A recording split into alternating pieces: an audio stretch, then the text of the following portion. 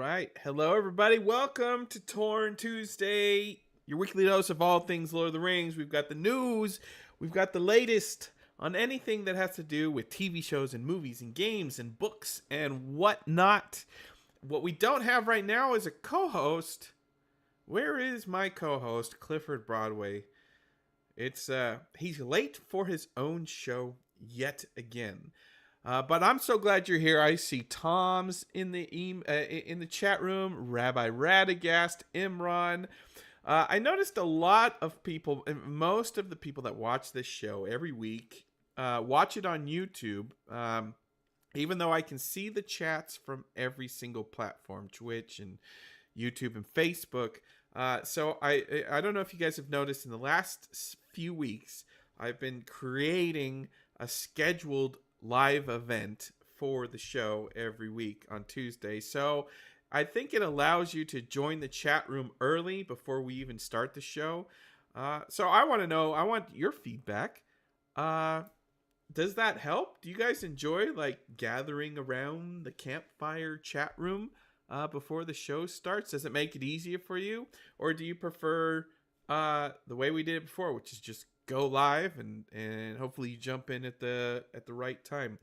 I want to try to make the show better a little bit here and there and everywhere. Oh, look, I see a Clifford. I got a text from a Clifford. There he is. Yes, I can hear you fine. How are you, Clifford Broadway? Happy Thanksgiving week.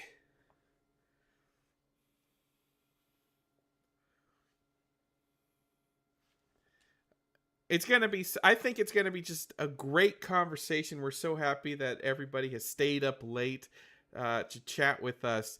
But Cliff, besides Thanksgiving week here in America, the big thing to celebrate today, of course, is Christopher Tolkien's 99th birthday. Of course, this is a posthumous birthday because he died in 2020, but he would have been 99 years old today.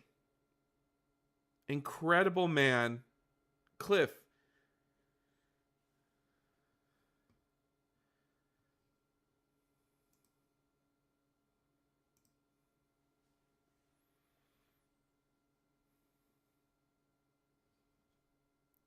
Well, wherever he is, because we wouldn't be where we are today without Christopher Tolkien having done such a monumental amount of scholarship and work and editing and with great intelligence and skill, helping put together his father's literary legacy for all of us to enjoy for decades later. So Cliff, tip of the hat to you, Christopher Tolkien. I was looking up the bibliography of Tolkien. And turns out J.R.R. Tolkien only published 5 books in his lifetime. Christopher published 30. Isn't that something? Is Christopher more responsible for the world of Middle-earth because he published 6 times as many books and stories? I think they had such a symbiotic relationship as father and son, and also as the father being the creator of all these literary works, his son being the curator. Okay, a creator and a curator together, hand in hand. They're both responsible in many ways for everything that we have. Now, like I don't know if undersells Christopher's contributions. A curator just looks at what's there and says, "Oh, I'll choose these 5." But he did a lot of writing. A curator chooses context. A curator chooses what is most important and contextualizes it for consumption. And if he hadn't done that, it is to his great credit. I'm trying to praise him with the word like curator. I don't want to undersell him at all. I mean, he actually contextualized and intellectually brought everything to bear so that we could have any of these stories from the Silmarillion and any understanding of the early sagas before the Third Age of Middle-earth meets its big grand stage novel in the 1,200 page of The Lord of the Rings. So I think Christopher Tolkien could never be undersold. And it's kind of wild to think that we're celebrating birthdays for Professor Tolkien every year. We do it every January 3rd. Why not? Let's make our, November 21st another special day of observance for I mean, Christopher. if I just bring up J.R.R. Tolkien's bibliography, it's very short. It's The Hobbit in 37. It's The Lord of the Rings in 54. It's The Adventures of Bombadil in 62. The Road Goes Ever On in 67. And then The Leaf by Niggle. Mm-hmm. And I believe Father Christmas Letters was kind of a curated editorial thing. It wasn't meant as a book, but it was published in magazines and short stories. But J.R.R. Tolkien literally only published 5 books, but Christopher published over 30, most of those in the world of Middle Earth. Mm-hmm. Why did Christopher add 30 books worth of world building? Professor Tolkien created all of those books, and Christopher Tolkien prepared them with great conscientious and piercing intellect and attention to detail to get it presentable. There's a reason why Brian Sibley is given as much credit as he is given for editing together The Downfall of Numenor, because it is an editor's responsibility in Christopher's job as well, right, to put everything into context for us so we can understand. But Christopher didn't provide context. These are narrative. A lot of these are narrative books. Like, curating and contextualization is a skill set, but that's not what Christopher was doing. He had an iron grip on all of Middle Earth in the publishing world for his entire life until the very end. No one else could touch a narrative fiction in Middle Earth without Christopher. And yes, he was the most in that sandbox. Exactly. And in some people have described his approach to being protective, fiercely protective of his father's fictional world, to such a degree that, that guy who got slapped with that lawsuit for writing that sequel, quote unquote sequel. Yeah. And then he tried to sue Amazon Studios. If Christopher had been alive during all this crazy stuff that happened with that guy, can you just imagine how he would have responded? At his worst, Christopher was a draconian in his absolute, unilateral control of the legacy of his father's works. To some degree, some critics have said that. I don't, but some have said that. But much more honestly, as a protective force, Christopher did us all a big favor, because he stopped guys like that from coming in and polluting the universe with, garbage or unwanted material that doesn't belong in Middle Earth and couldn't. The greatest danger, I think, in Christopher's mind was always that people would confuse the popular culture phenomenon with the literary achievement that his father did as a philologist, as a master of languges, as somebody who invented numerous alphabets. And that was a false, a false equivalence. That would never happen. That can't happen. They're different mediums. I think, my personal opinion, Christopher inherited his father's bias against filmmaking and the medium of film and or television. I'm looking at Brian Herbert's work on his father's World of Dune.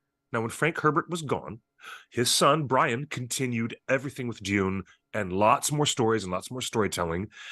And honestly, anybody will tell you that there was diminishment to the legacy of that literary property of Dune. And some people are just like, I don't read those. People just like, no, if it's not so there's something about having that protective sense. And That Cecile, sensibility that Christopher had, I completely understand it. But the I would point directly at the Brian Herbert example of how the world of Dune and the way that literary world is explored ended up being, not a as bit good as the messy and original. not as good as the original. Cecilia in And the so, chat room says, I yeah, don't think responsibility is the word. I think it's respect and admiration for his father's work. mm, I think yes, it goes beyond respect and admiration. I do think he inherited his father's bias against filmmaking as a storytelling medium, first off. And secondly, J.R.R. Tolkien regretted the licensing deal that he signed away. hmm Tolkien, he in one of his letters, he talks about his naivety of what he signed and what he signed away, which is now right, owned by Embracer, which is in perpetuity for all time the rights to The Hobbit and Lord of the Rings. Uh, yes, and so yes, Christopher, I mean, if your father says, "Hey, I was naive, I was dumb, I signed it all away. I'm sorry," that had to weigh on Christopher as a professional adult, and he took that to heart, and he's like, "That will not happen on my watch ever again." And so when people say, why don't they make a Silmarillion movie?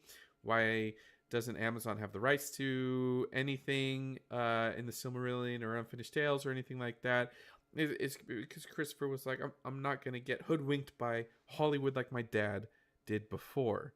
Um, hmm will that change in the future now that Christopher and Priscilla have passed on? I don't know.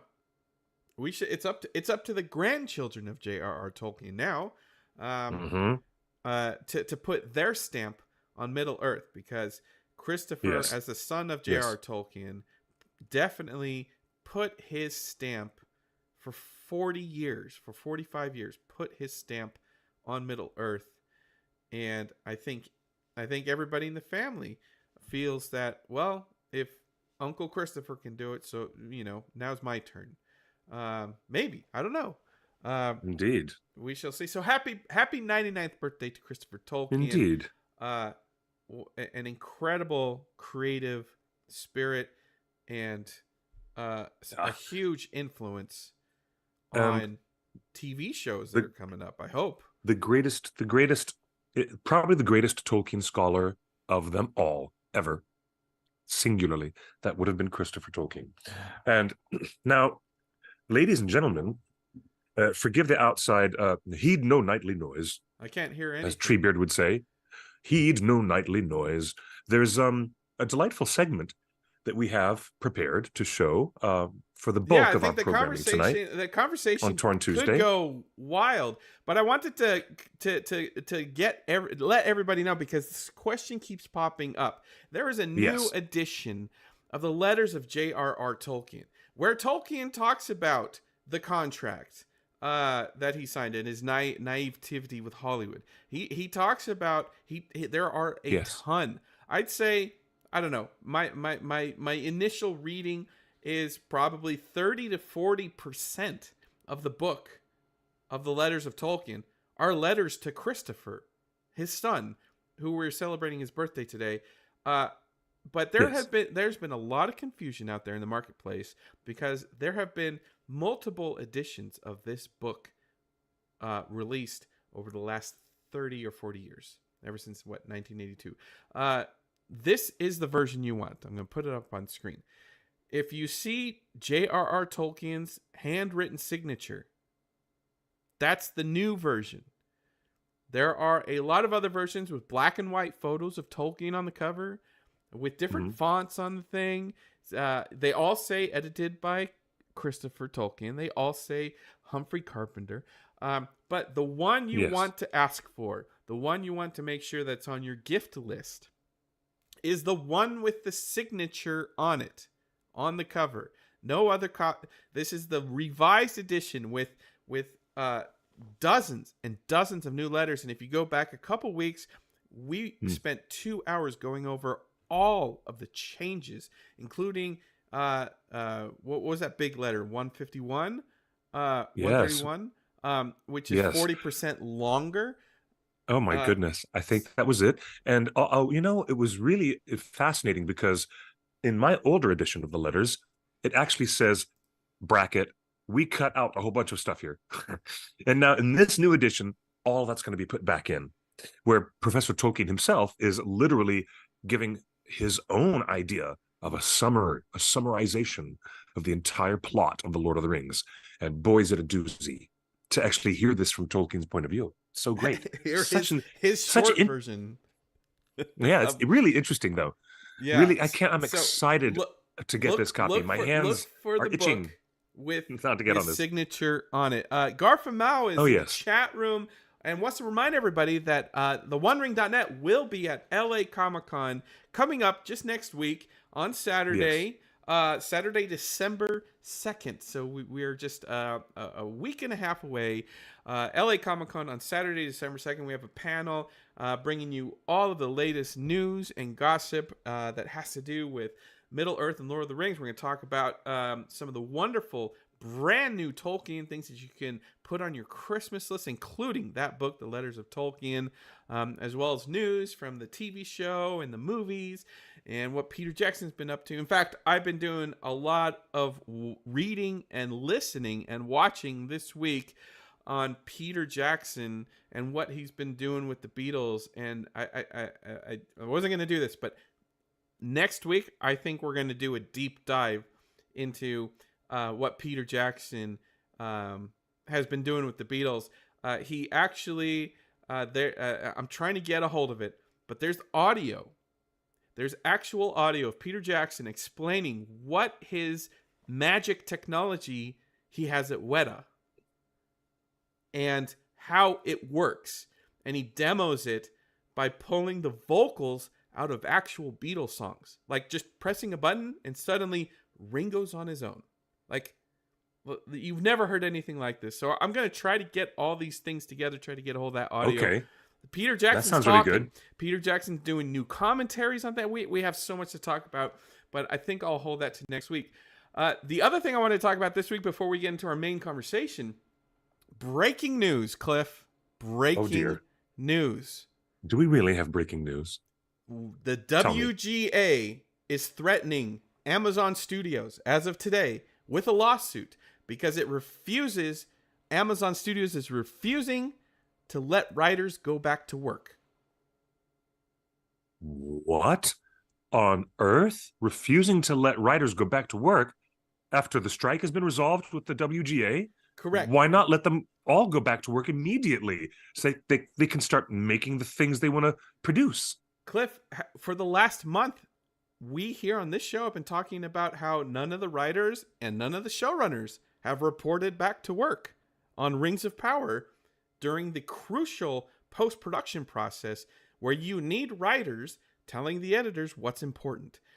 Of course. Turns out it's gotten so crazy, the WGA today threatens Amazon Studios with a lawsuit for boy. not letting WGA writers go back to work.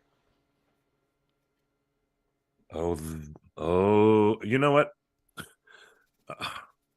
I'm going to quote Argus Filch.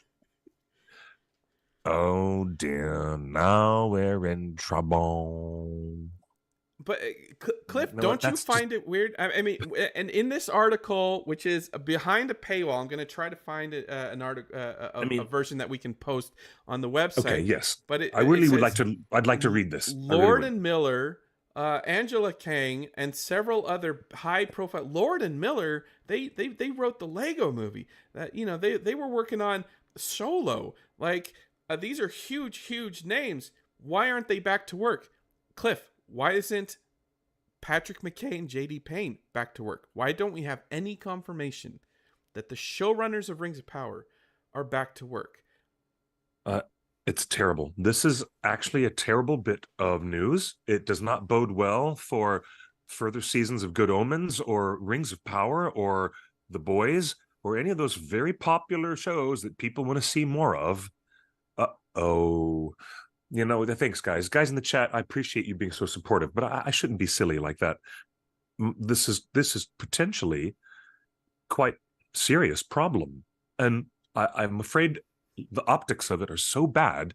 You might need to give me some of your opinion here, Justin, but the optics of this look so bad for Prime Video, the studio Prime, for them to be behaving this way right after the strike is resolved. It's just, I don't get it. Well, look, Amazon corporate, not Amazon Studios necessarily, but Amazon corporate is infamously anti-union, and there have been dozens and dozens of high-profile articles on warehouse workers trying to unionize, Amazon delivery drivers trying to unionize. Amazon is famously anti-union, so it must be frustrating from a corporate standpoint to be forced to be working with SAG, a union, Writers Guild, a union, Producers Guild, a union, a Directors Guild, a union. It's the first time in Amazon's corporate history that they've been in business with unions, and here's the first time a strike has ever happened against Amazon. A union strike, first time. The writers were the first employees to ever union strike against Amazon. And now that the strike is over, the WGA contract has been ratified, everybody should be back to work. I mean, Cliff, we felt weird the past few weeks reporting on the lack of transparency on whether the showrunners and writers are even working on season 2. And to have this article come out today saying, why wouldn't they put out? I mean, I would rather, and it would be better for them in terms of optics, and it certainly would be better for the health of ongoing productions if they just put out a press release that said, hey, we're shouting to the rafters, everyone's back to work. Production resumes on the Emmy-nominated The Rings of Power. Production resumes on scheduled date. Do you know how hardcore the Sandman fan base is behaving online? Take a look. Look anywhere. Everyone's on Sandman excited. News. I mean, They're Good like, Omens. Sandman is going back in front of the camera. They're like, this is the date. They're going to be back in front of the camera on this date. Neil Gaiman said he's ready to continue writing Good Omens season 3. Maybe. Yeah. But this is so weird, Cliff. You would think with their number one biggest show, and let's not beat around the bush. Rings of Power, The Lord of the Rings, is the biggest show on Amazon Prime, both in budget, in scope, in everything, in viewership, everything. It's the biggest swing. It's the tent pole. It's the center of the tree, and every other show is a branch off of Lord of the Rings and its billion-dollar budgets. So why wouldn't you shout to the rafters, congratulations, writers, we're happy to have you back to work. And your showrunners, why wouldn't you just say, J.D. Payne and Patrick McKay are back in the edit room, making sure they're delivering the best work of their career? How about that? Yeah, why not say that? It certainly would create buzz. It would generate all the pre-release publicity that they want, and it doesn't cost them anything except issuing a press release. Doesn't cost them anything. And let the marketing begin. Let the marketing begin. It's such an easy layup. It's such an easy marketing win to just it could be a tweet. It could be a single tweet with no press release. You don't have to give them an exclusive to Variety or Hollywood Reporter or Vanity Fair. Literally, you could just tweet out, happy to have the showrunners back. So read this headline again from The Atlantic. And again, if we do get a link that's available without being gate-kept or locked down by password protection or whatever, it's subscription only, right? It's a firewall, subscription barrier to The Atlantic. It says we got to get that. Exclusive from the Ankler, WGA threatens Amazon Studios with lawsuit over post-strike shows on ice. Shows on ice. I don't get it. I do not get it. But what an interesting recent development. We're going to have to watch this space much more closely and see what changes on the landscape. We have to see what changes, if anything. But Cliff, we want to love this show. I know. And I've always I know. championed that Amazon is the right company and Jeff Bezos is the right billionaire to bring Lord of the Rings to the television screen. Like no one else could have the big swing, the big bat to go, you know what? Let's go. 5 seasons, spin-offs, $1 billion. I don't care about ratings. I just love Tolkien. That's the attitude that I wanted. And I don't know, man, like give us a reason to be like, all right, back to work. Excited to see what these guys bring. Like happy that this is back on the rails. Like, I don't know. I know. It's so weird. frustrating. This is yeah, some kind of ugliness that shouldn't be happening. Well, thanks for bringing that to our attention. That's the breaking news. And then another little hit before we get to our main topic. I just thought this tweet was funny from Oliver Alexander on X/Twitter, a platform that none of us, you, me, anybody, should probably be using for much longer. Find your way to Blue Sky or Threads or somewhere else. But this is the new far-right prime minister of Argentina. And everybody's saying that he looks like an angry hobbit. He looks like an alternate ending to Lord of the Rings where Frodo decides to keep the ring and probably becomes mayor of Hobbiton. Actually, Frodo does become mayor of Hobbiton before Samwise does. So that the far right took over took that over. So what an amazing we got jokes, and that website we should not partake in much longer.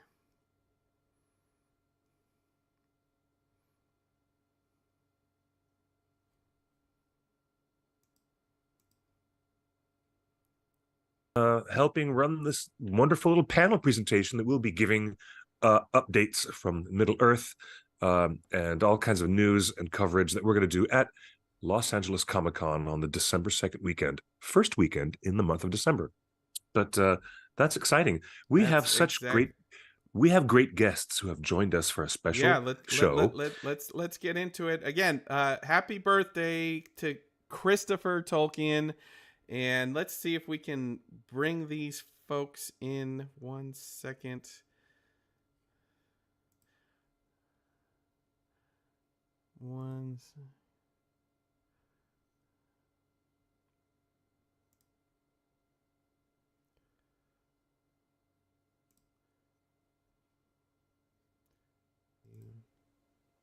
There we go. All right. The main conversation of today is something that has kind of blown up Tolkien circles for the last couple weeks. And it just opened this week. There's a huge new exhibit there in Rome, Italy, that is put on by the prime minister, I believe, or president. I don't know, whoever the elected leader. That's the prime minister. The prime minister of Italy. Has sponsored or put on. I'm not quite sure. This is why we're here to talk about it. And with us, we've got Dan, friend of the show, Dan, who is in Rome right now and was there on day one. Hello, Dan. Hey, Justin, how's it going? Hey, Dan. Yes, it's great to have you here. We have boots on the ground right there in Rome. It's very exciting. Yeah, it was thank fun. you for saving me the time and the airfare for me to get over there and see the exhibit. You did it. Thank you. And then we've got Tom Emmanuel, who's been on the show before, I believe, and you visited some of our Baggins birthday picnics, and who's currently studying for a doctorate right now, I believe, right? That's correct. On Tolkien, as a matter of fact. So an actual Tolkien scholar. Yes, recently published in Mythlore. You guys, if you're not a member of the Tolkien Society, get on it. It's a wonderful membership. It is not expensive at all, and you get access to the most wonderful concepts and people sharing their ideas, and the subscription to Mythlore as well. So it is wonderful to have you both here on the show. Tom, Emmanuel, delightful to have you. We have not broken bread together since that big birthday picnic out in Griffith Park. It's a pleasure to see you, brother. Welcome back, everybody. Can we begin, Justin, by identifying for the audience, with the help of our friends, what exactly is going on in Italy with this exhibit? Is this an art exhibit, a literary exhibit? Let's get to some of the basic details. Where is it actually being held? Well, that's what I asked Dan to go visit. Go, Dan. And so I appreciate that as an influencer, I can influence my friends' travel arrangements. Dan, you sent me some videos and some photos. So I thought, but before we get into what the controversy is and what everybody's talking about, let's just talk about what it is. And Dan, you sent me this video. Let me bring it up on screen. Where is that? Right here. You sent me this video from the museum. It's an animated map. Talk to me. What is this? Yep. So, okay, let me backtrack a little bit. So the exhibition was put up by the Italian Prime Minister. It's been held at the Museum of Modern Arts in Rome. So on Justin's hint, or like, you know, he told me, go and check this out. I went there on day one on the 16th of November. And it is an exhibition about Tolkien's life. So it covers everything that Tolkien, did in his life up to obviously publishing The Hobbit, The Lord of the Rings, the trilogy, everything about his life. And the map that Justin was referring to is literally a interactive map that shows the characters from The Hobbit up to the Return of the King, going through the timeline in Tolkien's world that he created. And it goes through, he actually has a year map timestamp on the bottom that shows you all the different things that have happened during that lifespan. Oh, the bottom left is a date. I'm looking. I see the date. Yeah, the bottom left is a date. In the date in the circle, which shows the timeline of when like the Hobbit started, and then through the Fellowship of the Rings, the Two Towers, and the Return of the King. So it goes all through that, and it was pretty much fun, right? Because it goes through the Hobbit, and then the ring comes around, and then it goes through them going through the ring. And it's animated, and you see people, like, so as you can see now, like the characters are moving along, and it's all part of the storyline of them going through the land and going through the different parts of the story to get to where they need to be. So, but yeah, besides that, the exhibition, as I said, it was super fun. I found it. So there you go. Justin's just showing the picture of the museum where it's been held. What museum is this? Because my translation was it's the Museum of Modern Art, right? Yeah, in Rome. This is what the Museum of Modern Art looks like in Italy. This is the newest modern art aesthetic that you can get in Italy. I mean, that is it. Yes, you go through that. It's actually inside one of the major parks in Rome. As I said, I literally walked through a park which is full of historic features and arts, and also where the zoo is held. Part of that park hosts the Rome Zoo. That's much different than what a modern art museum would be here in America, let alone LA. Very different. Our museum of contemporary art, called MoCA, certainly does not look like this beautiful old Italian 1700s building. I would expect that building, just from the outside, to be like, where's Dante's tomb? Where's the tomb of Dante Alighieri? I mean, come on. That's it wasn't far off. It's actually said they were showing, once you go in, they had like old Renaissance, like there was a whole hall full of Renaissance pieces, and then you go in and you got the modern art pieces along the way. And there's even like an Andy Warhol picture in there, and there's a famous a picture of like Verdi, who's like a famous Italian composer. Was there a steep in admission Norway. ticket to go and see the Tolkien exhibit? It was only 11 euros. That's nothing. So it's nothing, exactly, right? So 11 euros got you into the Tolkien exhibition, and it got you all access, all areas to the rest of the museum. And have they been advertising it like all over Rome? Like, does it feel like this was a huge thing that everybody was needed to know, meant to see? I mean, billboards personally, I said that. No, I've not been said. I've been in Rome for the last 6 weeks. Wasn't aware of it until you told me, Justin, that this was going on. To be honest, it hasn't really been advertised that much around the city. But then reading after you told me, like going over the internet and seeing articles being published, yes, like the Prime Minister sponsored the event. The night before I went, they had the opening party for it, where all the the big wigs showed up, including the Pope was like involved, and like even went in and had a saying about it. Wait, you missed the Pope? You missed the Pope by mere hours? Yeah, just a day. It's fine. I'm all cool for it. I mean, I actually have stories I can tell you about the Prime Minister, because since I've been here, I found out that some of my old school friends actually went to school with the Prime Minister. No lie. So, oh my God! Well, let's get into that later in the show. So now we are 2 degrees of Kevin Bacon away from this. Yeah, right. Okay, with this political figure. Wow, that's too much. This is too much. But yeah, right. So Justin is just showing the entrance to the exhibition. Lovely. That's how it was going in. He said it goes through his life. It's virtually his life. Okay, it's not about. It's the exhibition is mainly based around the life of Tolkien. It's not about Lord of the Rings. It's not about anything else. It's literally about his life story.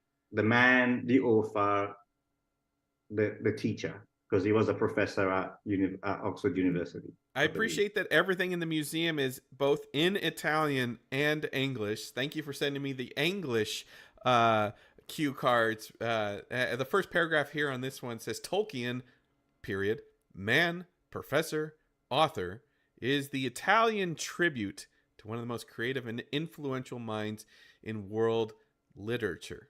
So that's how they started. And I guess for an old artistic haven such as Italy, someone that's been dead only 50 years is as modern as you get in Italy. So what's going on here? Is this all the versions of Le Hobbit? So that's basically all. So as the first room that you walk into in the exhibition is literally all the published books of The Hobbit and Lord of the Rings trilogy in all the countries. And I believe what you got there is the Hobbit side, because that was the smaller wall I could cover. And wow. They had every single language in the world that you could think of that was there. Imagine a multicultural approach to looking at Professor Tolkien. Imagine that. Oh my gosh! Look at that. That's the Lord. Can you that's the Lord imagine that? Please forgive my playful sarcasm, but we're going to end up there somehow. What? Sorry. This is amazing. Absolutely. I'm just counting the copies of The Hobbit. There's 19 across or 20 across, and 1, 2, 3, 4, 5, 6. What's 20 times 6? Someone do the math. 180. 180. Yeah, think of that. So that's almost as many countries as there are. So this may be as close to a complete international translated edition. Tom, have you ever seen or heard any of this, Tom? Together? No, I don't. What's that? Have you ever seen this many editions or languages of Tolkien together at once? No, I've not. It's actually I'm such a nerd for old pressings of The Hobbit and The Lord of the Rings. So I would love to just spend time on these walls, like checking out all the different cover art. You guys like that? I am like that. Oh, I was impressed by it, Tom. It was like taken by with the different languages that were showing up. There was like Polish, Dutch, Italian, English. It was pretty impressive. Like it did span across a lot of parts of the world. I mean, this kind of like is if this is the one of the first things you see in the exhibition. I mean, this kind of sums up Tolkien's influence worldwide and why he's so beloved. I mean, I see the New Line Cinema edition. You see the New Line Cinema edition just passed by with that's Martin Freeman walking out of his Hobbit hole right there. That's from Japan. That's the Japanese How edition. about that?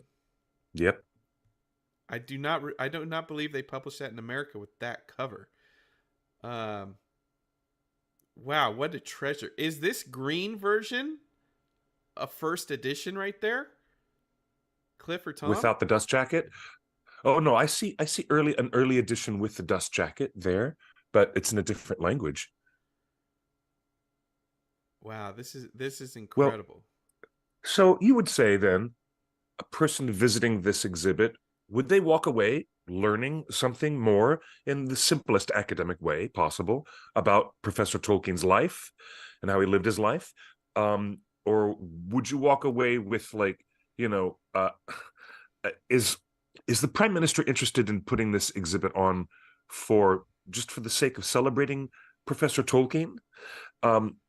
In no other way, but I want to get to the bottom of this. I really want to understand why there's this big push by the Italian Prime Minister to do this, and what the political clout is that she's trying to get out of this. I'm not going to get political, Cliff, because I'm not a politics guy.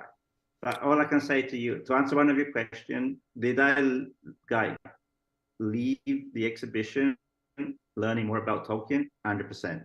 Okay, It is about him. It's about things that he's done in his life.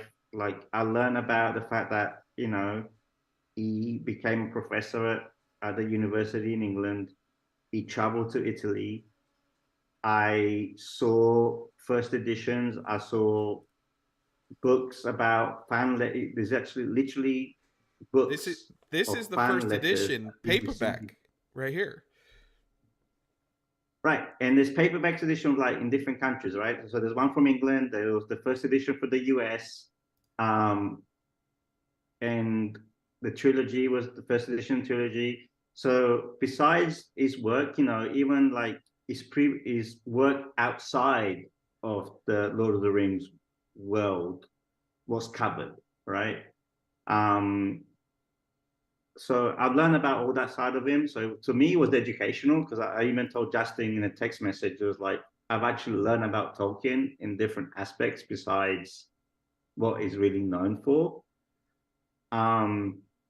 In regards to your second part of your question, in regards to why like the Prime Minister put this show on,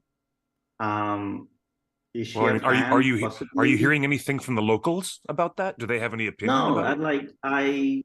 There's not much chatter about locally. I mean, I read articles online in regards why it could be politically themed towards why we're here today to discuss if it's like that side of the world in politics that would like associate with Tolkien. But personally, I went in knowing about who Tolkien was and knowing about obviously the Hobbit, the Lord of the Rings. Did I learn about everything else in his life? Yes, I even learned that he visited Italy twice in his life. I learned that he went and taught at university because I knew he went to university like in one of those fancy English universities, like he went to those schools. And I also learned about how he became a different person after the war happened, right? Because that impacted him. I learned about his family. And so it was educational. I was also impressed by some of the artwork that Justin is just showing, right, is cycling through right now. Like that was used and that was done for the books. Some of it was really impressive. Like from someone I can't even draw. But like, you give me a pencil, I can do stick man. Like I see these drawings, I was like in awe of the talent that was on display. It also covers there's a section of it where the exhibition covers the translation process, like when he first got published in Italy. You know, his work got translated, the cover art for his books got redone in Italy, and some of us, it was all like water paintings. Like, it was impressive. Are there pictures of that? I'm trying to Also, find. it's those vibrant colors painting like you see that I sent you. These. That's part of them. They're like green and purple and some of those kind of shots I sent you. There's ones. Here you go. That's one of them. So seeing that was impressive. And then there was also like a section where famous people expressed their appreciation of Tolkien, going from like Nicolas Cage, like the Pope, the Beatles. Apparently, it was like, I never knew this, but apparently there was conversation back in the day where someone told from the Beatles, they said they should buy the rights to Tolkien, Lord of the Rings, and they never did. But that was mentioned in the exhibition. Yeah, So I've learned a lot about it. This card right here says John Lennon wanted to buy the film right, wanted us to build the film rights. It was very much his idea. I don't think I've ever realized that the whole Beatles Lord of the Rings connection was mainly John. Yeah, and then there was another bit where Ringo Starr said that he wanted to play one of the voices in one of the movies. But yes, so all those snippets of like comments that people have made, like, that's all news to me, right? I would never expect it. It was like Obama said something, Nicolas Cage said something, the Beatles said something. I've got Ringo Starr up here. I'm so glad I did not practice my Ringo Starr voice. But he says that one role I would like to play seriously is in Lord of the Rings, the Tolkien books. We, the Beatles, wanted to make that movie, but somebody else got the rights. I'd still like to play the part of Sam, who is Frodo's pal. Hey, whoever produces Lord of the Rings, are you listening? I would like to play that part. If anybody's thinking about it, please let me know. There you go. This was well known, right? There has been a lot already documented about the Beatles and Apple Films taking a specific interest in the Lord of the Rings. There's also jokes about the fact that one of the previous films that the Beatles starred in, Help, involves a magic ring and a bunch of crazy shenanigans going on. That has not been lost on Beatles historians over the many, many decades. But I find it even more strange and perhaps cosmic that Peter Jackson himself, after working to such great success with the Lord of the Rings films, would go on to work with the Beatles so closely many, many decades later. I find that fascinating. But it's crazy. Here's a quote from C.S. Lewis. Friendship with Tolkien marked the breakdown of two old prejudices. At my first coming into the world, I had been warned never to trust a papist? And at my first coming into the English faculty, never to trust a philologist. Tolkien was both. Yes, he was a philologist and he was a papist. That's really funny. Jack Lewis, bless his heart, and the ongoing friendship and one man's support system. Not really. I mean, Tolkien had a lot of other friendly supporters within his circle, but that is one of the most famous relationships between authors of the 20th century that we all love to look back on fondly. Stephen King is quoted saying, "The Dark Tower novels, like most of the fantasy sagas written by people of my generation, are children of Tolkien books." I mean, there you go, The Dark Tower. Nicolas Cage. I'm a huge fan of Lord of the Rings, and I think the moment when Gollum goes into the River of Fire and becomes an unlikely hero is the most profound. When that happens, and evil and good combine to save the world. That's the most philosophically interesting moment in the whole trilogy. That's from Nicolas Cage. Here's Barack Obama. When I was your age, I'd probably gotten a little too old for the Hardy Boys and that stuff. I think I was getting into the Lord of the Rings and the Hobbit and stuff like that. They weren't just kind of adventure stories, but they were stories that taught me about social problems, taught me about how people interact with each other, about how some people are kind and some people can be cruel. These are amazing quotes that they dug out. These are some of the watercolors you were talking about, Dan, correct? Yep, that's them. Are those That's the pieces of art from right. other international editions?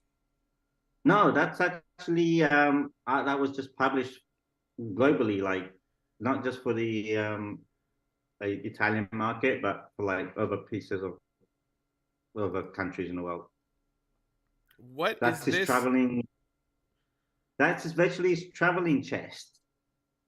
He had his name on it, and that's where all his belongings were stored on when he was traveling in. And it this is incredible. This is great stuff.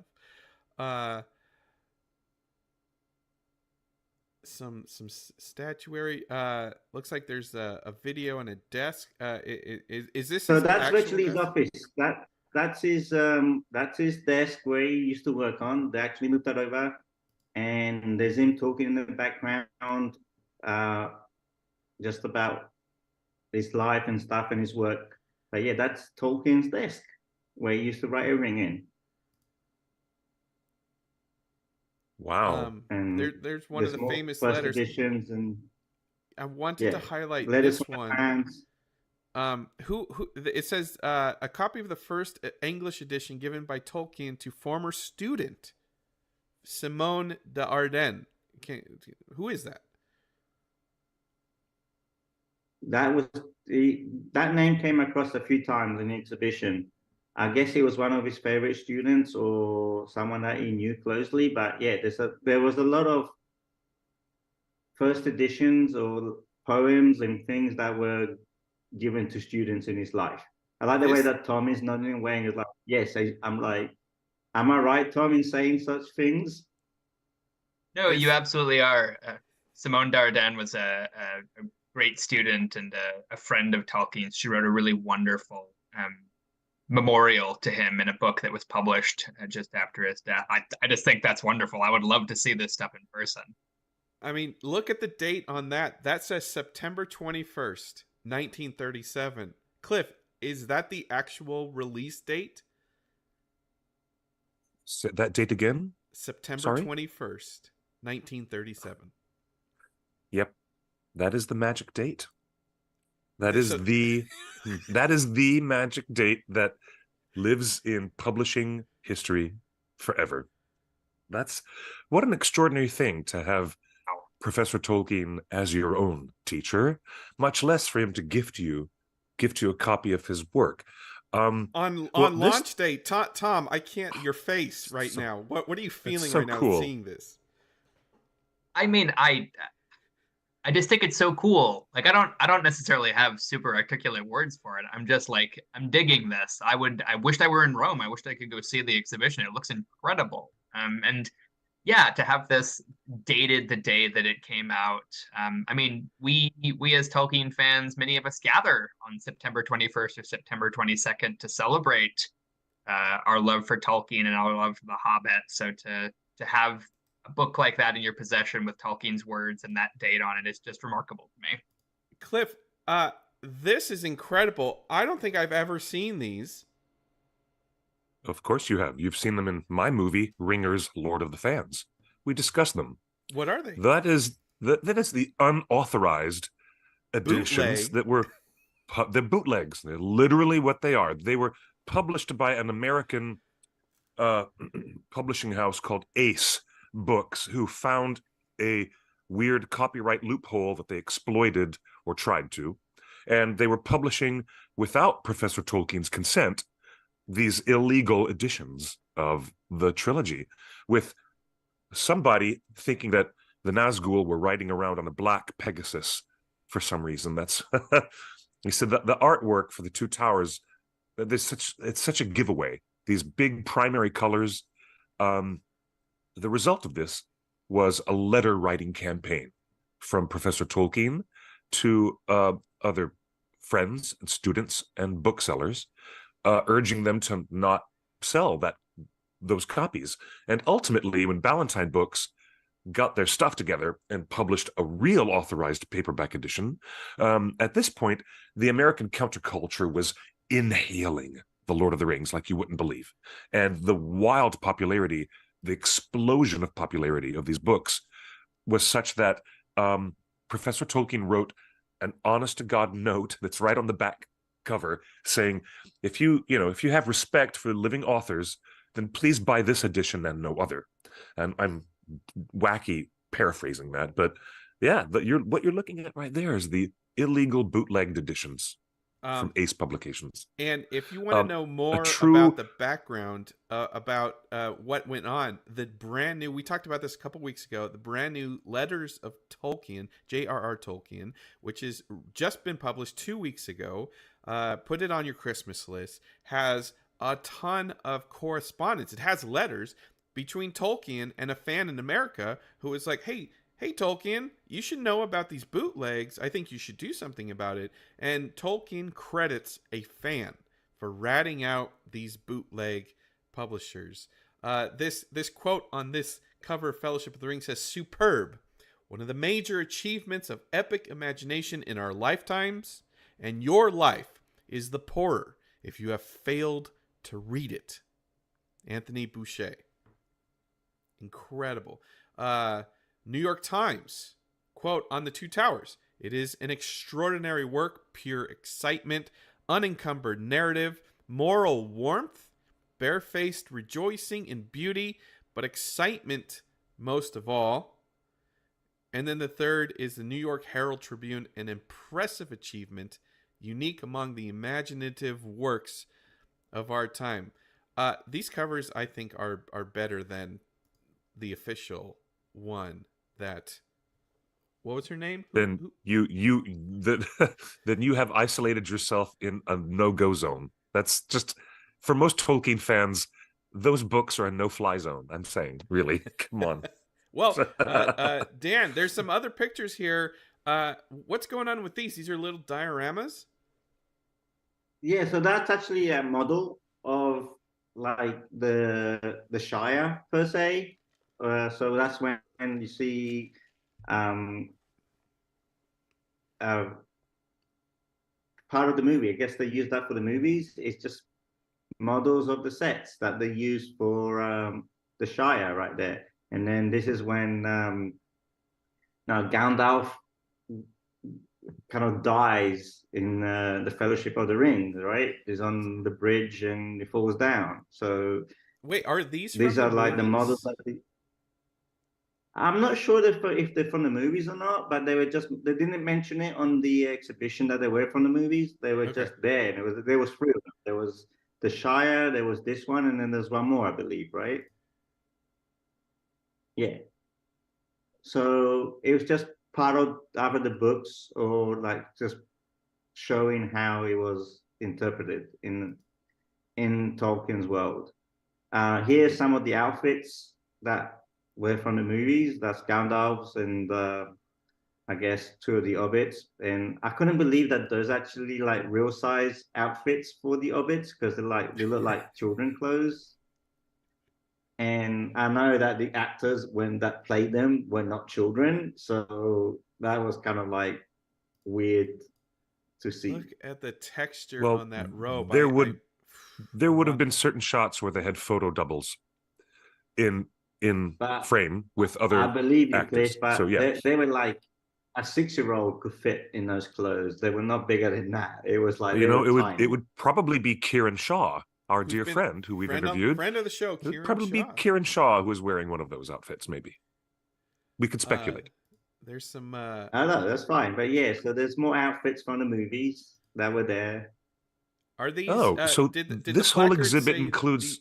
These are from the movies? Sorry. Yeah, we've got stuff from the publishing life, from the historical life So of Tolkien, and stuff from New Line Cinema. Yeah, so it goes through all of his life. It goes through the publishing, so international recognition. Then it goes through. There's a section specifically for the Italian when the books got translated in Italian. And then as you walk out of the exhibition, you have a section where it has the costumes from the movie. It has even down to the comic books that kind of mention the Lord of the Rings. It has like a pinball machine. There's a big picture of the Hobbit, of a Hobbit, I should say. So there you go. That's the pinball machine. There's a picture of a Hobbit. There you go. That was used from like early 80s, late 70s. That is very, very movies that similar they to did. the Rankin and Bass design of Bilbo. Right. So there was that, and then they had like Monopoly, like Lord of the Rings Monopoly, Lord of the Rings other games. There was I thought I was watching a TV cartoon.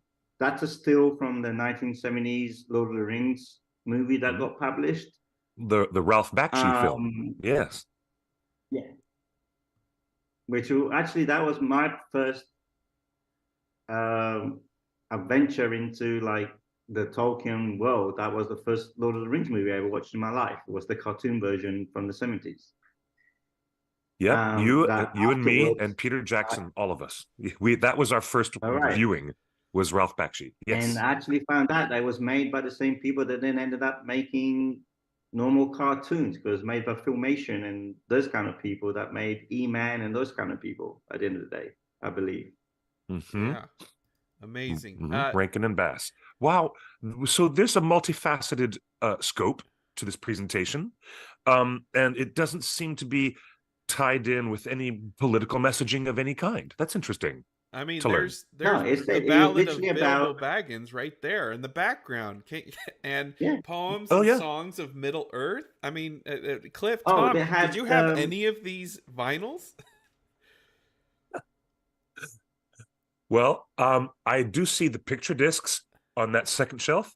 That is the Leonard Rosenman score from the Ralph Bakshi film. I do have that. I have the collector's edition. Of course you do.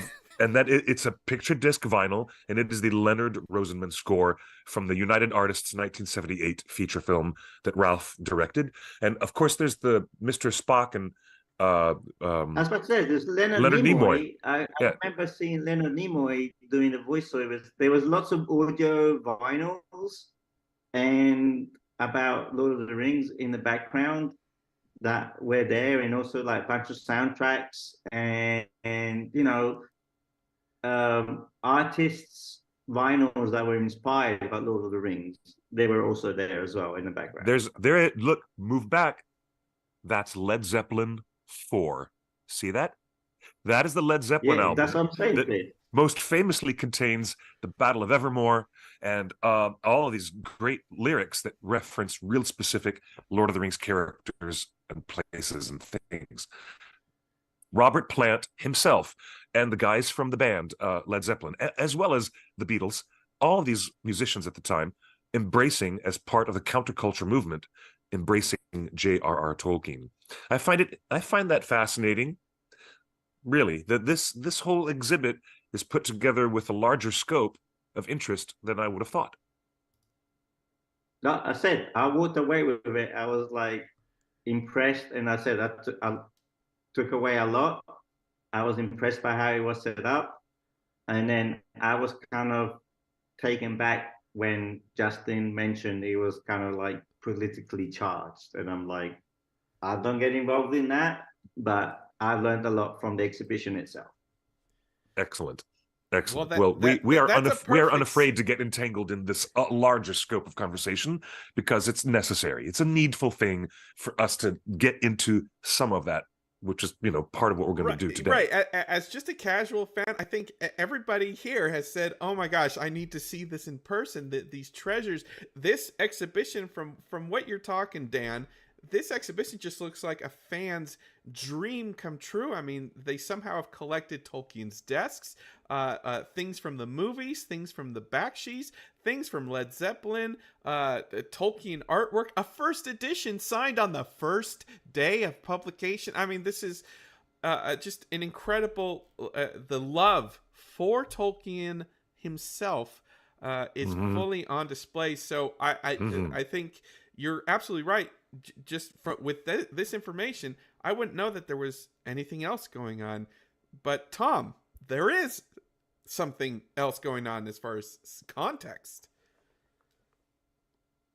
Right. So, Justin, I think you put it really well. I mean, just looking at the exhibit, one of the things which is really clear to me is how many different kinds of people and artists and writers and thinkers Tolkien has inspired. I mean, just take a look at all of those different editions of The Lord of the Rings and all those wonderful quotes we read, is that Tolkien has this massive worldwide reach that speaks to people of all sorts of different political persuasions and ages and national backgrounds. And I think, Dan, you're in a much better position to know what's in the exhibition than any of us. So I mean, I want to go. I mean, it looks wonderful. The controversy comes when thinking about it in terms of the Giorgia Meloni, the Prime Minister of Italy and the leader of the far-right Brothers of Italy party, opened the exhibit. It was curated by a Tolkien scholar named Oronzo Zilli, an Italian Tolkien scholar. But there's been a lot of chat because of Meloni's participation in the exhibition, and the history that Tolkien has with the far right in Italy, particularly. There is a history going back to the 1970s of Italian far right and neo-fascist and post-fascist, and I mean that in a very literal sense of, Italy was the original home of fascism, so there were far right political parties that described themselves as neo-fascist or post-fascist, including very famously a so-called Hobbit camp in 1977, which was put on by one of those far right wing organizations. So part of Tolkien's history in Italy is this association with anti-immigrant sentiment, with real sort of cultural conservatism, with a certain approach to right-wing politics. And so while it seems to me like the content of the exhibition sounds wonderful and seems to reach across boundaries, the controversy comes as part of this history of the way that people have read and received Tolkien in Italy over the last 50-odd years. Indeed. We've discussed in a previous show, very briefly, the Hobbit camps, which was I believe, like an outdoor Woodstock style of a festival that included music, musicians, poetry, like a big poetry slam, like a big counterculture movement. But it wasn't. It was actually not in terms of the way that Americans distinctly look at Woodstock and elements of the American counterculture. What was happening in those Hobbit camps in Italy at the time was a very pro-nationalist movement, and that's one of the key words. And it was about embracing a political ideology that might seem shockingly different from what most of us Lord of the Rings fans have as our main wheelhouse of reference to Professor Tolkien. And there's some great photos there that Justin is showing. The events continued for a number of years, did they not, Tom? Until eventually interest waned and they stopped having the ongoing gatherings, if I'm not mistaken. I'm most familiar with the specific gatherings that happened in the late 70s, but given the fact that Tolkien has remained popular with folks on the far right in Italy, including, Giorgia Meloni, would dress up as Gandalf. She's described the Lord of the Rings as a sacred text to her, which I think probably a lot of us fans can identify with that. Who of us hasn't wanted to dress up as a wizard and reread the book every year? It's not surprising to me that she finds it powerful. So do I. But as these photos show and as this history shows, there's been this kind of worrying tendency in certain parts of Italy. You know, the way that the Lord of the Rings became associated with the hippie counterculture in the US. Hmm. Well, in Italy, it became associated with the far right counterculture, kind of the opposite political perspective. And yeah, I'm showing this Indeed. picture right now from that Hobbit camp in Italy, and the caption is a tent city at Camp Hobbit. The Celtic cross used here on a banner based on the Nazi flag became a symbol of the movement emerging from Camp Hobbit. And this Campo Hobbit image, the caption is, the Camp Hobbit was advertised as a place where political activists, musicians, and graphic artists could build a new alternative cultural movement. Alternative cultural movement. Alt-right. I mean, there it is, a Nazi-inspired flag at Camp Hobbit. Now, how do we reckon with this as a fandom? Well, let's get into it.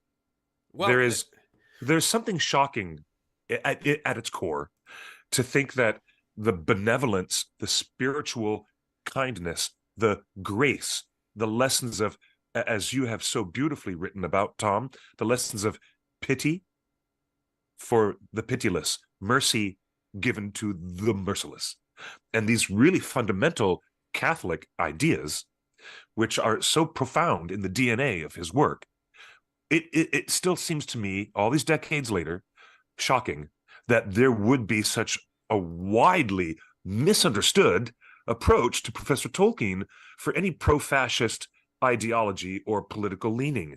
It is really something. And I think that what we want to lean in now, Tom, is please share your thoughts with us in this recent article that was just published in The Conversation. Oh, right? Yeah. Yes. Your recent story. Let's talk about what it's a choice to deliberately bring your own intellectual business to a story such as The Lord of the Rings versus allowing it to live and breathe as a work of art, and for it to tell its own essential story and carry its own meaning. But where are we at now with the death of the author? Tom, tell us your thoughts. Let me give some context here, because I feel like a lot of times, great, a new controversy that's all over Twitter. This is not no, new, this is a decades old observation. but I make it's we just showed a ton of pictures from the Hobbit camp in the 70s, and Yeah. and I want to remind people that the second best-selling market for Tolkien's books in 1937 and 1945 was Germany. What was happening in Germany between the publishing of The Hobbit in 1937 through 1945? Why was Germany the second best-selling market of Tolkien's books? There's a certain people find themselves in Tolkien's works from all walks of life, and that is the genius of Tolkien. And I'll let the PhD candidate talk more intellectually. But as far as the context here, this isn't just Twitter drama. The Guardian here reported on that's Giorgia Meloni, that's the Prime Minister of Italy. You, Tom, just published this op-ed in The Conversation today. The Post Libri, which I believe this is a Roman newspaper or an Italian blog, has been talking about why Tolkien likes the far right. And none other than Jeff Bezos' Washington Post recently had a huge article on Tolkien's biggest fan, Italy's Giorgia Meloni, opens new exhibit. So this isn't just Twitter drama and Tolkien nerds being like, oh, I only like, this is like everybody's talking about it. The Washington Post, the Post Libri in Italy, scholarship conversations, and even there's Tolkien threads on Reddit about Tolkien and the far right.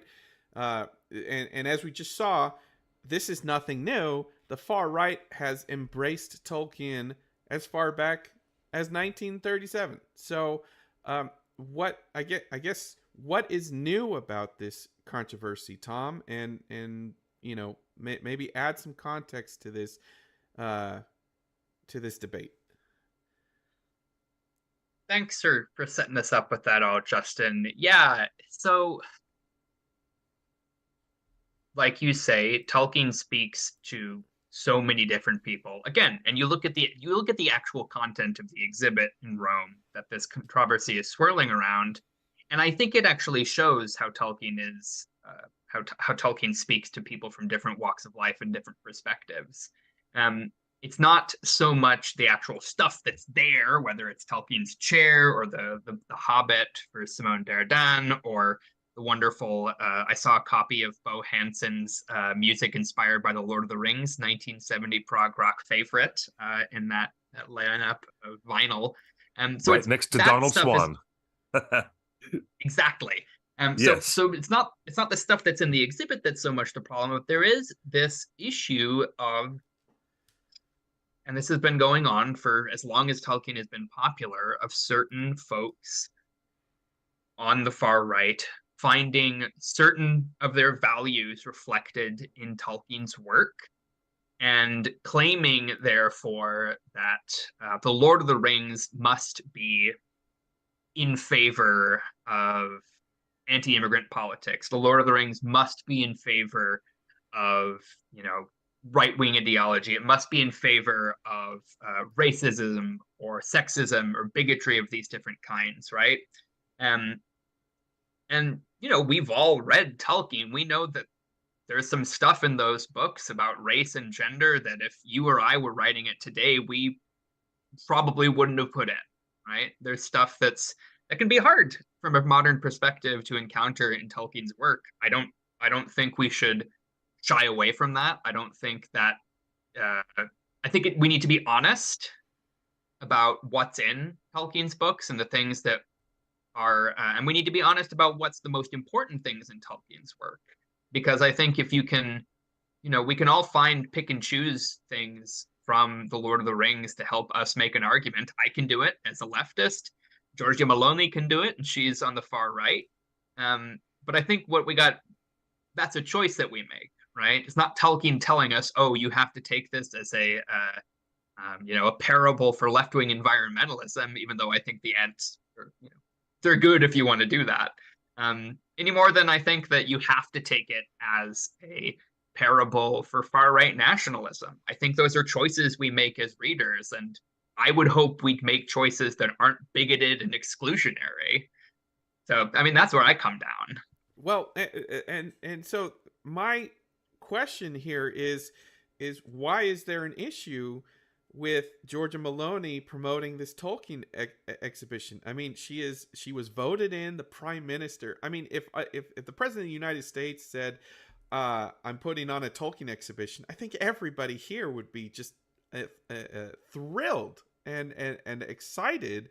The fact that the prime minister and the Pope have come together to celebrate Tolkien, the man, and his work. I'm so thrilled. So I'm still not quite getting, why are people angry, or are they angry? Well, we certainly have to draw the conclusion that some people aren't quite getting it. I'm not. That's my personal personal position. I personally think that it is an egregious misreading of Professor Tolkien all the way around to find anything remotely related to a strong nationalist ideology, a right-wing nationalist ideology. I think it is an incorrect reading. Now, that doesn't mean that anybody else couldn't. The breathable quality, the massive, wonderful, breathable quality of the fabric of Professor Tolkien's story allows so many entry points of observation and analysis and discussion. It really does. But to get it so wrong is why I use words like, I'm still shocked by all this, that the Italian right-wing ideology could be even remotely, in the same rarefied air of the eucatastrophe that we witness in Professor Tolkien's works. The smallest people who have the least amount of power end up completely upending the pillars of power in the world. That there isn't a single bit of fascism that can be gleaned from that. Tom, please allow yourself to jump in anytime.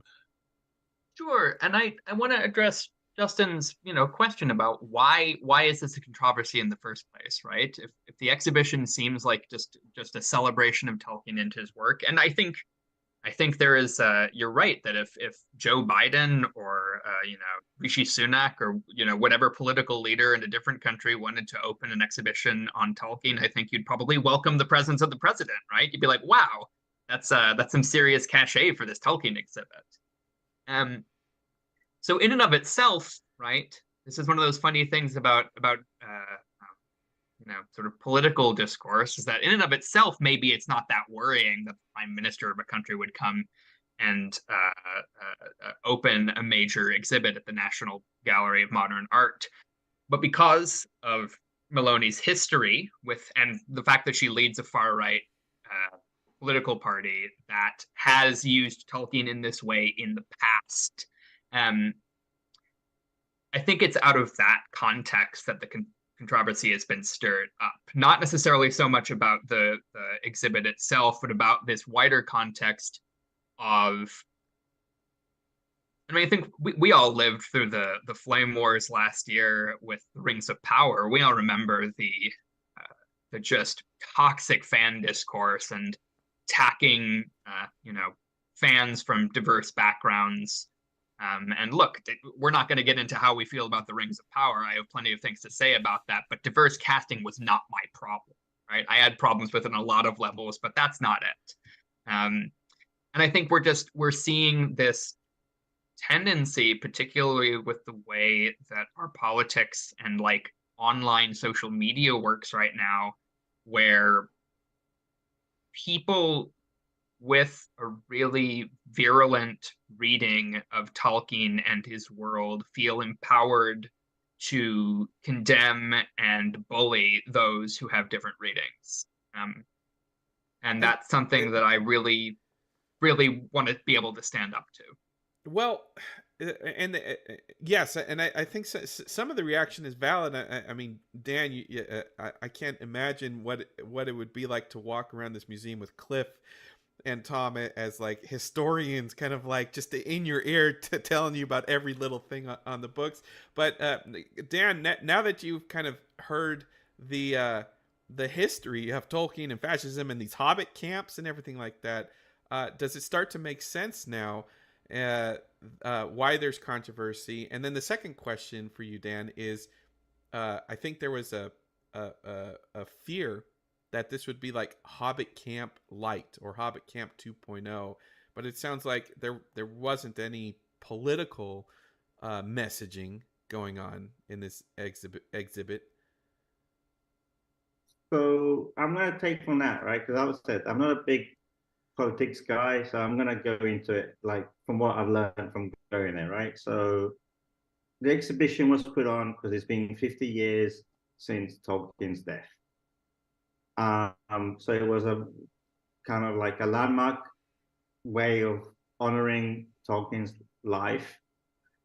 Was it put on the will and wishes of the Prime Minister? Or yes, she is part of the right-wing movement in Italy.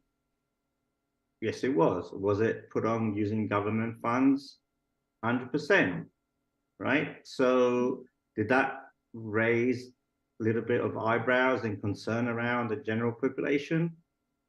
Possibly, right? And then as Tom said, right, you mentioned the Hobbit camps and everything else. I mean, that's back from the 70s, and that's where, that kind of movement, when they took their messages, as you mentioned, everybody's free to interpret Tolkien's work in the way that they want to interpret it. But yes, right. So that was kind of part of it. Is there going to be a Orbit Camp 2.0? Unlikely. All right.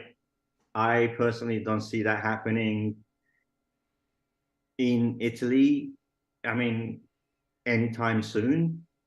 Although, you know, the world that we live in nowadays, personally, I can say that nobody's ever learned from the mistakes that people have done in the past, right? People have got a short memory span, and, you know, things that happened that are catastrophic in the past, people are not being taught that nowadays. In the new generation doesn't know about it and has not learned that. But that's my personal point of view. But to answer you, Justin, you know, no, it's not going to be a Orbit Camp 2.0.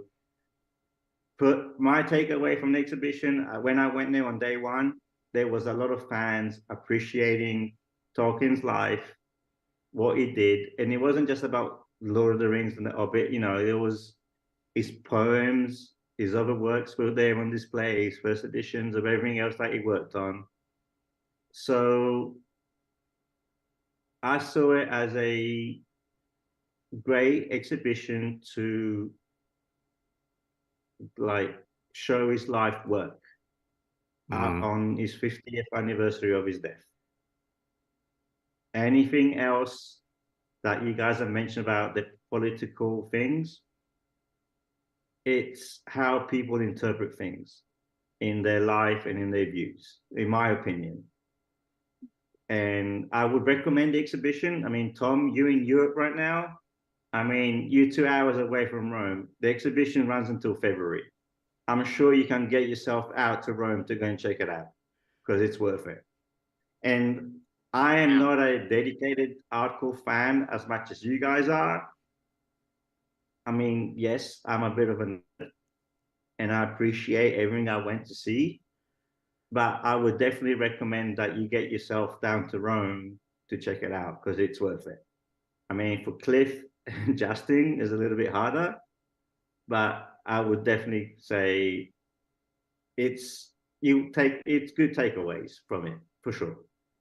I want Cliff. I want to respond to something Tom just said, where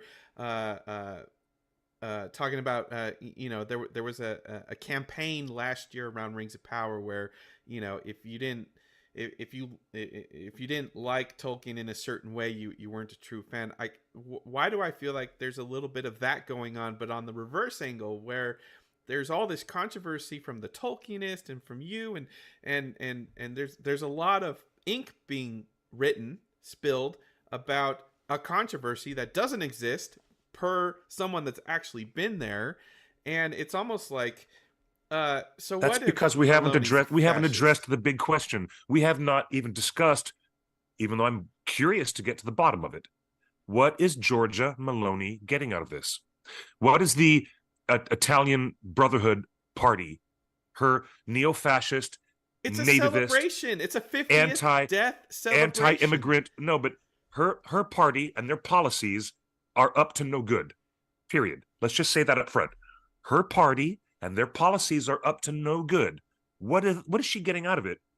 Putting up this big, beautiful, and satisfying, evidently, a big satisfying exhibit.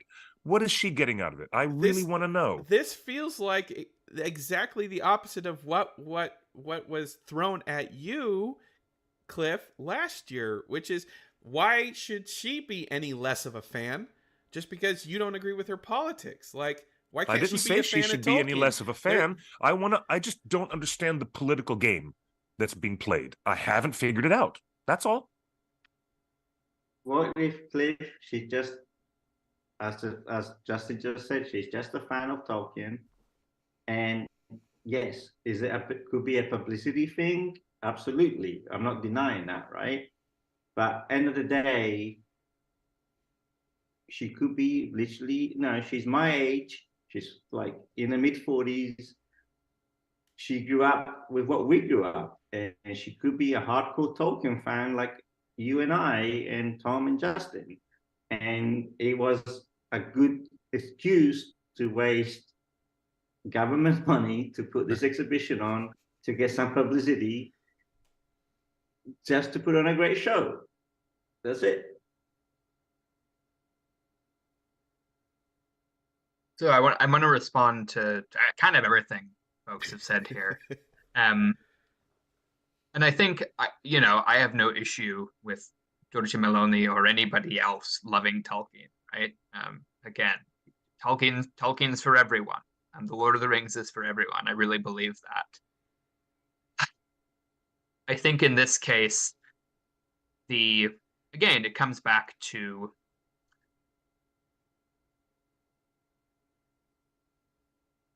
the question of how are we using Tolkien, right? Are we just appreciating him? Are we using him as a guide to our own, imaginations?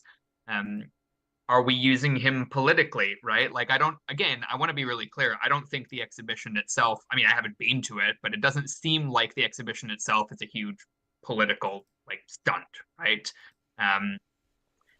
I think that the fact that Meloni's far-right government and her, ideological, sort of fellow travelers have this investment in Tolkien and particular reading of his world, which I personally find offensive and dangerous, right? I think maybe that's where it crosses the line for me, is I don't think there's anything wrong with enjoying Tolkien and loving Tolkien, dressing up as Gandalf, or reading it every year, or putting on a beautiful exhibition in a beautiful building in Rome. Those aren't things that I think are wrong. I think when we start using him as justification to browbeat others, to tell them that their interpretation is wrong, to justify these kind of really ugly politics, I think that's where I start to have a problem. So that for me is kind of the dividing line of being able to just leave space for anybody to find what they want and need to find in Tolkien, and pushing back against these kind of conversations and these uses of Tolkien in order to push a particular agenda. Well, then why? If that makes sense. Yes, it does. Yes. But why do these articles from all around the world in many different languages? Why can't they just talk about Italy's prime minister puts on a Tolkien exhibition? Why does everybody have to talk about the far right? Like, what? Why can't? What? And even it's not just the major publications, The Guardian and the Washington Post. It's fans, and I've seen many Twitter conversations and in our Discord and stuff. And why do you feel that you need to talk about this in your new article with the conversation, Tom? Well, why does it need to be brought up rather than just appreciating a certain type of fan using government money to put on a show? Well, I can speak for my context, which is that I work in Christian Tolkien. So I'm a theologian. That's kind of my day job. I do theology about and with Tolkien. I'm really interested in how people of different faiths or no faith find beauty and meaning in Tolkien's work. I think it's wonderful. And I run across a lot of folks who tell me and who tell other people that the only correct way to read Tolkien is if you read him as a super conservative Roman Catholic, and that the Lord of the Rings only really makes sense if it's understood as being a way to bring people to convert to Catholicism and to a particular conservative kind of Catholicism. Now, I don't think anybody here would agree that that's what the Lord of the Rings is about. But that's a really pervasive way of talking and thinking about it in the circles of scholarship and fandom where I do a lot of my work. And when people read The Lord of the Rings as, sort of an apology for right-wing politics, they're not going to tell you like, oh, you can interpret The Lord of the Rings however you want, but here's my interpretation. The claim is, and this was a statement from one of the scholars involved with the exhibition, that The Lord of the Rings is a conservative work, that it is a right-wing work. And I don't think that's true. I think Middle-earth is way too beautiful and powerful to be confined to one particular political perspective. And so that's my objection, is you can have your interpretation of Tolkien, but you can't tell me or the wonderful other fans that I know and love that our interpretation is wrong or we're reading it wrong just because we don't come to the same politically conservative perspective that you do, right? Not you, but the folks to whom I'm speaking. I know that's the vibe I'm getting though with all of this reaction. It is these articles and these tweets are implying that, oh, you like Maloney doesn't deserve to be a fan. She doesn't deserve to put on this exhibition. No, that's not. No, the general feeling is, why is she trying to manipulate a fandom to make her look like a more appreciative person, or somebody? So you think it's nefarious, but it's not. I think that there is an ongoing, decades-long problem. And I will identify it and state it as a problem. Maybe not everybody on this panel agrees with me, and certainly not everybody in fandom will agree with me, but it is an ongoing, decades-long problem of not just gross misinterpretation, but willful placement of a literary masterwork being injected into the political sphere when it was never meant that way by the author. And certainly, if he were alive today, he wouldn't be down for this. So the vibe isn't like, oh, Georgia Maloney's not allowed to be a fan. Right there, because Tolkien never pulled his books. Tolkien never pulled his books. He had the opportunity as the author and friends of the publisher to pull his books from fascist Italy and from Nazi Germany. He denied any attempt to not sell his books as a political statement against. Well, I've heard you mention that before, Justin. But where was there ever a mention that Rayner Unwin wanted to pull publications from any country? In my knowledge of the publishing history of the Lord of the Rings, I don't remember Rayner Unwin at any point saying we've got to stop selling books during wartime. I tell you what, we do have actual letters from Tolkien, I believe. But that is also conflating the issue that right now, and all those decades ago, the Italian fascist movement, having their hobbit camps and all that stuff, was a really, really gross injection of taking a piece of literature and pushing it all the way over into this political ecosystem where it was never meant to be, and not meant to be valued or upheld in that way. Maybe I'm crazy. Well, maybe I'm wrong. And I'm willing to be wrong, but I would love somebody else's opinion. I would love for you to be wrong, specifically you, because I want to know, what did Tolkien think of the American hippie movement embracing his books? Oh, my deplorable cultus. My deplorable cultus. He was not a fan of the American counterculture embracing his books, but at no point did letters get written between Rayner Unwin and John Ronald saying, pull the sales. I don't want these kids buying my books. And so it didn't happen in Germany or Italy during wartime or any of those other weird moments. But what the Italians in this particular movement, and what Giorgia Meloni is still continuing to do, the Prime Minister of Italy is still drawing an equation between her political party and her political ideology and a literary masterwork. That's a problem to me. I disagree. That is a problem to me. That's a total misreading of everything here. Dan just went to the actual thing, and there's nothing political about it. And you know what? She's not passing out pamphlets. They're not passing out Scientology pamphlets when you exit the gift shop. I understand that. I understand that's okay. And I'm grateful that they're not doing that. But since I'm not satisfied with the decades-long association, I'm still saying right now in 2023 that I'm not satisfied with this ongoing association of one of my favorite literary masterworks and a rather appalling fascist movement. Sorry. So if I can, is it okay if I jump in? Yeah, jump in, please. I was asked, please jump in. I want someone else to give their opinion. We obviously are in complete disagreement over what's going on here. So I don't want to make any assumptions about anybody's politics here or our listeners' politics, right?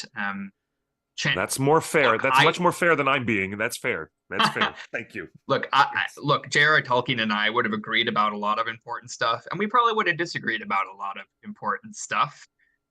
He probably would have really enjoyed some of my interpretations of the Lord of the Rings, and he probably would have thought some of them were off the wall crazy. But he also, in the second edition to the Lord of the Rings, the one that got published precisely because of those pirated paperbacks we talked about earlier, said that he believed in the freedom of the reader. Right? That the important thing was he wasn't trying to make any one political or religious or social allegory, right? He believed that the freedom of the reader to find applicability to their own lives was the most important thing for him. He wanted people to read the story, and he wanted them to get inside the world. And so to that extent, I never have any issue with somebody getting inside the world and finding it applicable to their own lives. I have an issue when people start using it as a propaganda tool.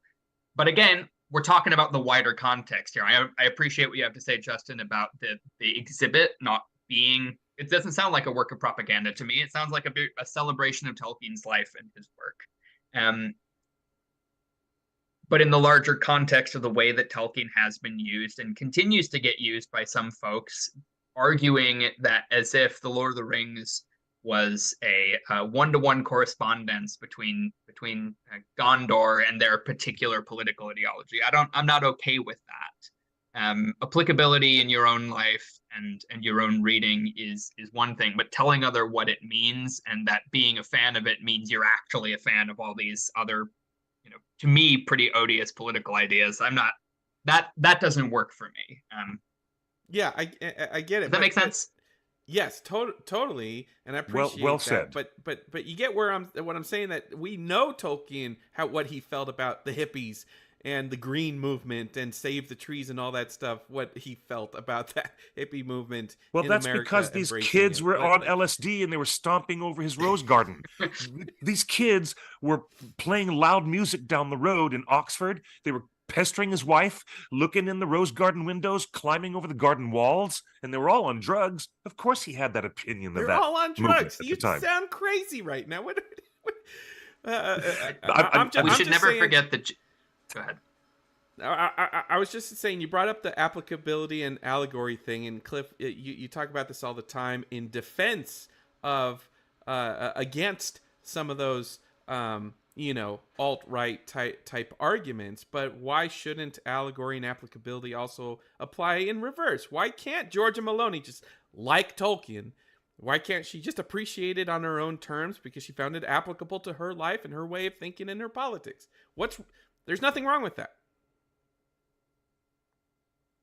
I disagree with the politics. So in that case, I might see that's where it becomes like, it's not about the Lord of the Rings anymore, right? It's about my disagreement with her about her politics.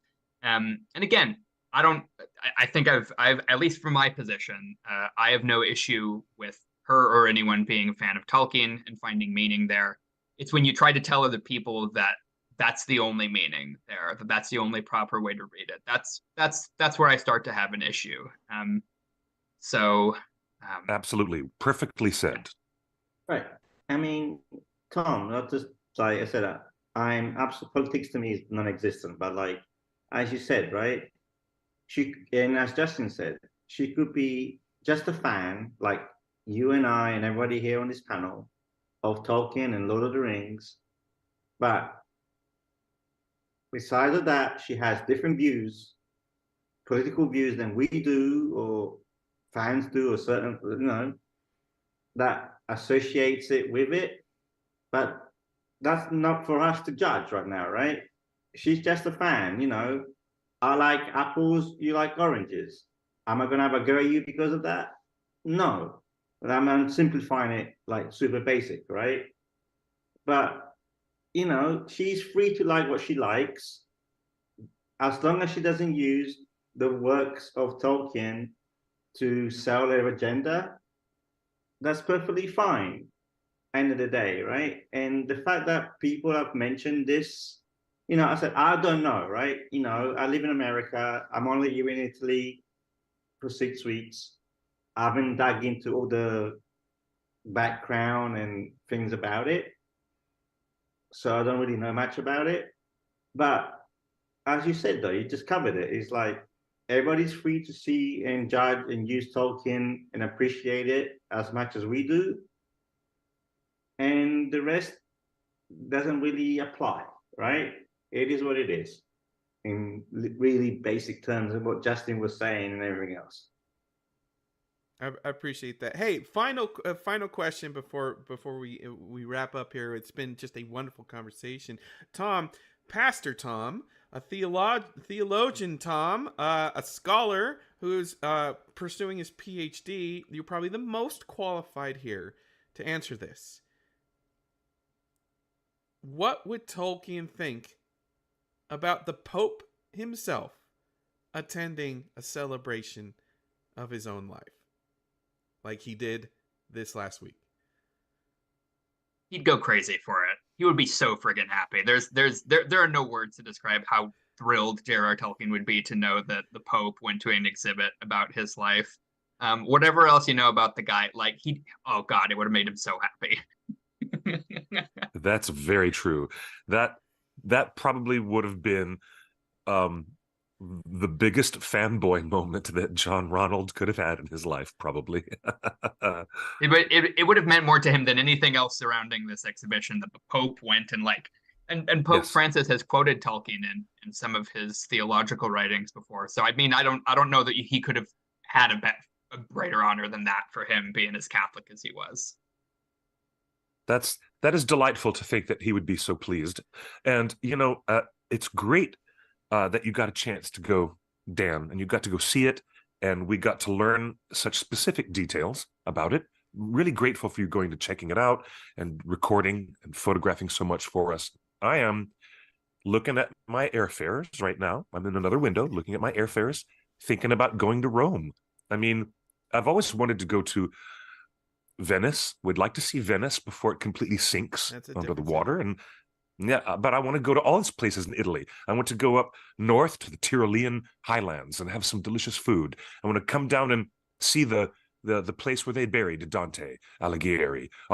If you really want to talk about a really religious text that has really specific religiosity in it, we can stick with the Divine Comedy if you want, but that's a whole other Cliff, show. You just impressed me. Like, I would not have thought you actually read the Divine Comedy. I had to study it when I went to school. So I inhaled. I just finished reading The Lord of the Rings and the Silmarillion. I was at that 13-year-old stage where I just had to absorb as much as I could, and I dived right into Inferno, Purgatorio, my personal favorite, Purgatorio, and Paradiso. I'm so excited about you guys being here, and it is an interesting reflection that we can do this right now and talk about Professor Tolkien and his life and his works all these decades later. It's a reflection on his staying power, his legacy, his literary legacy, which is so strong and will outlive anything that New Line Cinema or any animation team could ever do. But I'm glad to see that worldwide interest in Professor Tolkien has not waned and probably will never wane. We're in a time right now, Tom, where you can pursue full, wonderful academic studies dedicated just to J.R.R. Tolkien. What a wonderful time to be alive and to embrace Tolkien. It's really great stuff. I guess the final question for you: convince the UK government to fund it, for God's sake. So cool. Yes. Amazing. Yes, indeed. Indeed. Final question as we wrap up for Dan. Now that you've been, how good is this exhibition? I think fans want to know how far is too far to travel to Rome to visit this until February. Like, if you lived in New York City, is it worth the trip to see all this? I mean, depends on hardcore of a fan you are, but like, I would definitely recommend it, right? I said I enjoyed it. Until you said the word that there was a Tolkien exhibition in Rome, I honestly did not know about it. And was it just a metro ride away from where I live to go and check it out? Absolutely, right? So for me, it was easy. And there was a lot of takeaways, not just the Tolkien side of things. It's in a wonderful building in Rome. There's plenty of masterpieces that people could appreciate along the way, right? It's modern art. I know that that's not everyone cup of tea, as they say, but it is worth it, right? I would say, Cliff, you from LA to come over, maybe a bit of a extreme gesture, but like anyone from the East Coast or anyone closer, go for it, right? Because it's going to be in Rome until February. Then they're going to move it to, I think they're going to move it to Naples afterwards for a little bit. Yes, it is a great representation of Tolkien's life and his work. So if anyone is an hardcore Tolkien fan, I think they should go and check it out. And it won't turn you fascist. Absolutely not. God willing. It will make it will actually teach you more about his life. And not if you go in blind, like I did, not knowing the politic backgrounds to it, absolutely you're not gonna become a fascist, and you're not gonna become anything else politically wise, right? You're just gonna appreciate Tolkien's life and his work and the appreciation, because they were what you haven't mentioned, Justin, there is actually a publication of fan letters in one of those pictures I took of virtually letters from fans that were sent to Tolkien and that were published. That was one of the books there. And I was like, holy crap, right? People, even in those days, when the book was first published, appreciated Tolkien and his work right off the bat, and they sent him letters of appreciation about his work. And that's pretty impressive in anyone's life work, getting recognition during your lifetime that you've touched so many people. It's solid in my book, right? That you've been acknowledged by other people in the world about your work and your masterpiece. Indeed, that is very true. Yeah, can we get an amen up in here? Yes, amen. You guys are wonderful to join us. Dan, thanks for doing all the legwork and running around Rome. I would hope very much someday that I can go to Marquette University and I can go and visit the things in Italy, and I can go to any exhibit anywhere. I'm the kind of guy who would run on a special trip just to Tokyo, only to go to the Studio Ghibli Museum and revel in the artwork of one of my favorite creators. And I would do the same for J.R.R. Tolkien. Imagine that if this exhibit is successful, it might tour. I don't know if the government he just said it's going to tour around Italy. They did? But really? But to go into other countries, that would be really cool if the exhibit were to travel.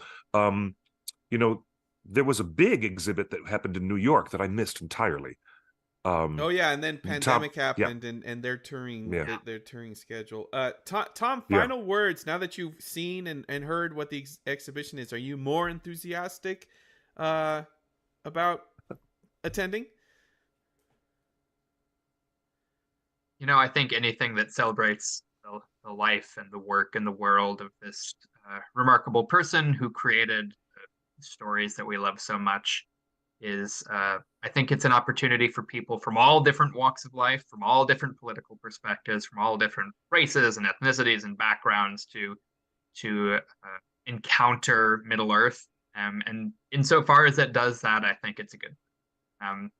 The political stuff on the side we can argue about, but I think Tolkien and his world are, for me, unequivocally a good thing. There you go. Thank you. Excellent. Unequivocal. Thank you so much, Tom. Thank you. It's wonderful to have you here. And Justin, thank you for pulling the magical levers behind the curtain.